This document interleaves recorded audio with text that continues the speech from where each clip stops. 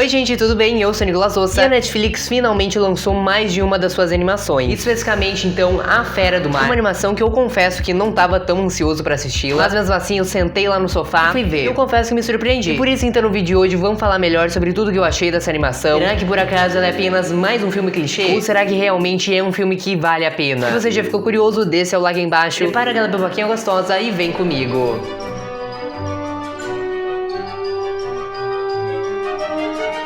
Pois é, né? A Netflix, como a gente sabe, é um grande streaming, e afinal é muito conhecido pelas grandes produções que ele faz, mas também especificamente, como a gente bem sabe, não pelas animações. Mesmo que muitos dos seus filmes animados sejam, na minha opinião, sendo bem bons, às vezes isso infelizmente acaba não acontecendo. Por isso que eu fiquei com um pouco de medo de assistir aí A Fera do Mar. Eu não tava nem um pouco ansioso, eu nem sabia que esse filme iria ser estreado, mas então, como eu disse, eu decidi sentar no sofá e assisti-lo. Mas então, né, de qualquer maneira, no vídeo de hoje eu vou falar com spoiler do que eu achei de A Fera do Mar. A primeira coisa que eu quero começar falando é especificamente então sobre o nome do filme. Eu não sei se você sabe, mas na versão em inglês ficou Sea Beast, uma coisa assim pelo menos. Eu achei muito engraçado quando eu fui ver a versão do Brasil, porque ficou A Fera do Mar. Sim, mesmo que a tradução literal seja realmente essa, eu, na minha opinião, não traduziria dessa maneira. Sim, algo como o monstro marinho, uma coisa mais assim. E depois até fiquei pensando em relação sobre isso, e o Brasil como um todo já tem bastante mania de fazer isso, trocar o nome do filme e mudar pra nada a ver. Como Coco, que virou Viva a Vida é uma Festa, Turning Red, que virou Red Crescer é uma Fera. Esse nome aqui então especificamente ainda fez um pouco de sentido. Fera do Mar, né, Sea Beast, tem uma tradução parecida. Mas ao mesmo tempo eu também consegui entender essa jogada de marketing que a Netflix fez, já que monstro marinho seria um nome muito raso, vamos dizer assim. É algo que pode submeter tantas coisas assim, né, principalmente dentro da Netflix. Um streaming que tem muitos filmes e que muitos filmes, inclusive, tem essa pegada de monstros marinhos. Então por isso eu só queria comentar melhor essa parte aqui no vídeo, apenas pra, sabe, só esclarecer mesmo esse meu pensamento, porque ao mesmo tempo que eu achei estranho, então eu entendi essa questão. E na verdade eu acho que até é um ponto positivo, né? Significa que a Netflix então se importa muito com os títulos dos filmes, e diferente da Disney ou da Pixar, que simplesmente traduzem o nome ao pé da letra, é algo que faz zero sentido. Só que o que importa mesmo é obviamente a história então aí dessa animação, né? Netflix, eu confesso que não tem um histórico de roteiros muito bons para animação, já que obviamente a animação no geral não é o principal tipo de filme que traz bastante dinheiro pra ela. Eu acho que ela tá só, sabe, nem se importando com isso, produzindo animação só pra chamar de certa atenção das crianças, não ir então pro Disney Plus, que seria a concorrente de agora. Então vamos lá. Essa introdução do filme eu achei até que bastante legal. A gente já consegue entender mais ou menos do que se trata a história. Já tá nos mostrando esse universo do filme, que então tem monstros marinhos, feras do mar. E aqui então tá nos contando especificamente que esse navio aí, a tripulação do navio especificamente, eles são conhecidos como caçadores, que então obviamente caçam os monstros marinhos. E nesse universo então esses monstros seriam algo bem ruim pra humanidade, já que os monstros então destroem as vilas, enfim, coisas assim. E especificamente então tem um monstro, meio que fosse o rei de todos os monstros, e especificamente então esse navio tá tentando capturá-lo. Então seria o tal monstro vermelho. Na verdade eu nem lembro do nome dele, como ele é chamado ali no filme, mas é alguma coisa vermelha. E até que acontece bastante cenas de ação aí nesse início de filme, realmente pra nos mostrar um pouco mais dos personagens principais, pelo menos. Então seria basicamente esse loiro aí, que eu sinceramente não lembro do nome. Na verdade, até agora parando pra pensar, acho que o nome dele é Jacob, não tenho certeza. A gente aí tem o capitão do navio, que depois eu vou falar melhor sobre ele. A gente tem uma mulher aí, que eu não sei se ela chegou a aparecer no trailer, mas que sinceramente eu achei ela uma personagem bem...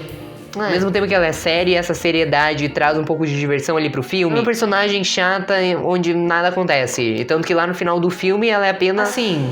fez ali o papel do final da história apenas porque não tinha mais ninguém pra fazer. E além disso, a gente tem a nossa personagem principal, que seria essa garotinha aí. Essa também eu não lembro o nome, já deu pra perceber que eu sou péssimo em guardar nome. Mas então, basicamente, eu achei ela uma menininha bem legal. A gente conseguiu ter um pouco de simpatia com ela, mostrar ali ela no orfanato e não sei o que. Ela sonha em ser uma caçadora de monstros, assim como os pais dela eram. Por onde o caminho da história tava indo, já deu também pra perceber. E ela e o loiro, que eu não lembro o nome, iriam de alguma forma se encontrar ali no meio da história. Iriam tentar, então, caçar aquele monstro vermelho. Mas no final eles iriam descobrir que aquele monstro vermelho, na verdade, é bonzinho. E isso já começou a implicar com uma coisinha que eu não gostei muito. E na verdade, ao mesmo tempo, foi uma coisa boa. Foi essa relação de semelhança com as animações da Disney. A minha prova mais clara foi que o loiro aí tem uma certa semelhança com John Smith lá de Pocahontas. Além também de que o capitão aí do navio parece muito o capitão do navio lá de Planeta do Tesouro. E também essa questão de navio, mar, pirata. Lembra muito, obviamente, o filme lá de Pirata do Caribe. Inclusive também a da Disney. A própria protagonista aí do filme, essa menininha, também me lembrou bastante a Moana, porque então ela sonha ir pro mar, o pai dela especificamente não deixa. Mas aqui no caso seria o loiro aí do filme, e a gente consegue ver neles uma relação de pai e filho. Inclusive a gente também consegue ver uma relação de pai e filho com esse loiro aí, ou aquele capitão. E o que eu tava falando mesmo? Ah, enfim, daquela coisa do monstro marinho, né? Enfim, como eu tinha dito antes, a gente já conseguia perceber que eles iriam ver que os monstros marinhos são criaturas boas. E então eu já consegui também perceber bastante semelhança com o filme de Como Treinar o Seu Dragão, que obviamente a gente tem essa mesma história acontecendo. Por isso que eu acho que começou a andar pelo um caminho meio clichê. Na minha opinião, um filme clichê não é necessariamente um filme ruim. Mas nesse caso, pelo que a história tava acontecendo aí nesses primeiros 30 minutos, eu achei que o filme seria ruim. Eu não tinha assistido nenhum trailer, eu nem sabia que esse filme existia, eu sabia que ele iria lançar. E por isso que então, como eu tinha dito antes, eu não tinha criado nenhuma expectativa. Tava zero. E quando eu comecei assim a assistir, comecei a perceber essas semelhanças que tinha, daí eu fiquei meio assim, sabe, desanimado. Principalmente porque passou 20 e poucos minutos aí do filme, quase meia hora já, absolutamente nada tinha acontecido. Eu tinha visto, inclusive, a duração desse filme seria 2 horas e pouco, ou pelo menos quase 2 horas. E já tava começando assim, meia hora de filme foi só essa enrolação, imagina nas próximas 1h30. Então eu acho que nesses 30 minutos, mesmo as cenas de ação sendo muito legais, a tripulação lá enfrentando o monstro marinho ali, na verdade estaria nos mostrando mais ou menos como que é esse universo. Eu acho que então eles poderiam ter só dado assim uma cortada, né? Uma coisinha chata, sabe? E ao mesmo tempo, nesses 30 minutos, algo que me surpreendeu bastante foi em questão do estilo de animação. Essa tecnologia de hoje em dia, obviamente, muito mais fácil a gente ter uma animação de mais qualidade, principalmente tendo nesse filme diretor que também dirigiu Moana. E eu acho que até foi por isso que teve aquela semelhança lá, menininha, né, com a história de Moana. Então, basicamente, como a gente viu lá nesse filme da Disney, Moana, os cenários ali são obviamente muito lindos. Por isso que esse diretor aí, que já tava então acostumado a criar cenários com água, coisas assim, já tava muito bem acostumado com isso e soube replicar muito bem nesse filme aí da Netflix. Não sei se foi por causa disso que teve bastante dessa semelhança, ou até parando pra pensar agora, pode ter sido proposital, já que a Netflix tem perdido bastante assinantes por conta do Disney Plus. Talvez por causa disso ela tenha feito esse filme um pouco mais clichê, justamente chamar a atenção do povo de eu já vi isso daqui, eu sei que é bom, me senti confortável com isso, tenho quase certeza que eu não vou estranhar. Que na verdade eu acho que até acabou funcionando bastante, mesmo achando a história um pouco fraca aí nesse início. Eu acho que ao mesmo tempo, com todas essas coisas que estavam acontecendo, com essas semelhanças então com os filmes da Disney, era uma coisa que tava me deixando então confortável. Era algo assim que eu conseguia então olhar, ficando na minha zona de conforto, assim, com essa coisa de clichê. Eu acho que até foi por isso que enquanto eu tava assistindo o filme eu não criei muita expectativa. Enfim, depois desses 30 minutos aí a história começou a desandar. A menininha então obviamente encontrou lá o loiro. E acontece uma série de eventos ali. Então o vilão do filme vai começar a ser criado. Conflitos ali no filme com esse monstro marinho vermelho começa a aparecer. E por isso que durante aí esse período a gente consegue ver muito do desenvolvimento dos personagens no geral. Como eu disse, já tava muito óbvio na cara que eles iriam perceber que os monstros marinhos não são tão ruins assim quanto pensa. É a mesma mensagem de Como Treinar o Seu Dragão, que diz basicamente que então os humanos que estavam ameaçando os dragões,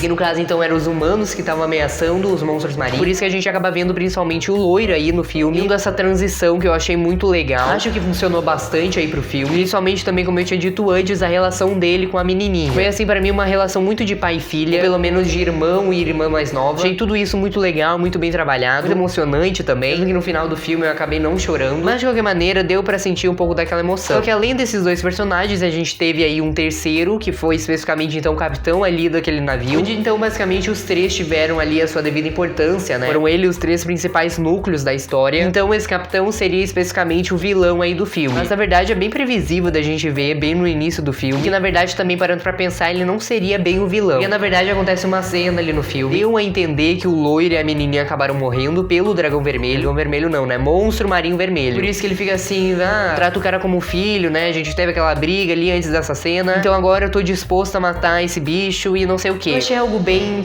raso. Não me surpreendeu, mesmo sabendo que tudo isso era muito clichê, já tava óbvio na nossa cara que iria acontecer. Ao mesmo tempo eu fiquei, sabe? Pelo menos poderiam ter trabalhado melhor essa parte aí do vilão. Acho que então foi algo que só, sabe, não agradou. Isso então também acabou implicando lá no final da história. E aconteceu uma controvérsia, assim, bem nada a ver. E eu acho que a resolução dela foi algo mais nada a ver ainda. Algo muito simples, vamos dizer assim. Eu não vou dar mais spoilers sobre como tudo isso aconteceu, mas eu acho que ao mesmo tempo que isso aconteceu foi algo clichê, acho que então eles poderiam ter dado pelo menos uma trabalhada a mais. Não me incomodo que o filme tenha 2 horas de duração, mas então pelo menos lá naquele início eles poderiam ter reduzido aquela lenga-lenga lá que não acontece basicamente nada, ter focado melhor nessa parte do desenvolvimento então do vilão e no desenvolvimento do final. Então, de qualquer maneira, eu acho que no geral esse é um filme muito legal, um filme muito bom pra gente assistir assim no sábado à tarde, no domingo à tarde com a família. Não acho que seja possível ter algum tipo de continuação, porque eu pelo menos não vi nenhuma forma de história dessa continuidade. Ao menos é claro que seja algo bem clichê, nível Como Treinar Seu Dragão. E daí o pessoal vai ficar, não mata os monstros marinhos, né, bababá. Mas eu acho que seria muita cara de pau da Netflix. Então por isso eu acho que a Netflix a partir de agora vai começar a investir um pouco mais nesse quesito de animação. Ela viu que o Disney Plus tá conseguindo bastante assinantes, né, por causa disso. E até pra não perder os assinantes que ela tem agora, a Netflix, então, eu acho que vai começar a focar um pouco mais no público infantil, que eu acho, na verdade, que é uma boa tática, principalmente aqui pro canal, porque a gente vai ter mais filme pra falar aqui. Por isso que, então, de qualquer maneira, eu quero que você me conte, então, o que você achou desse filme aqui embaixo nos comentários. Olha aí se você achou que é um filme bom, um filme clichê. E aproveita também pra se inscrever aqui no canal pra não perder mais nenhuma novidade, então, das animações da Netflix. E já pode clicar em um desses vídeos que estão aparecendo aqui no meu lado pra continuar nessa maratona aqui do canal. De qualquer maneira, obrigado por passar mais um tempo aqui comigo. Até o próximo vídeo e tchau!